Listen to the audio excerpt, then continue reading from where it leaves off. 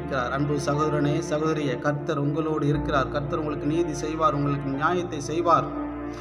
உண்மையை மறைத்து தீயாய் பழியை போடுகின்ற ஜனங்களுக்கு முன்பாக தேவன் உங்களுக்கு நீதி செய்வார். உண்மையை மறைக்கிற ஜனங்களுக்கு முன்பாக எத்தனையோ பழிகள் உங்கள் மேல், எத்தனையோ வீணான குற்றங்கள் உங்கள் மேல் செலுத்தி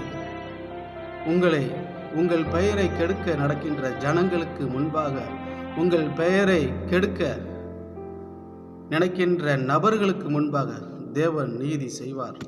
இந்த யுத்தம் உங்களுடையதில்லை, இந்த யுத்தம் கர்த்தருடையது. அல்லேலூயா. நீங்கள் இந்த காணொளியை காணும் பொழுது, விசுவாசிக்கும் பொழுது கர்த்தர் உங்களை பார்த்து தான் பேசுகிறார்.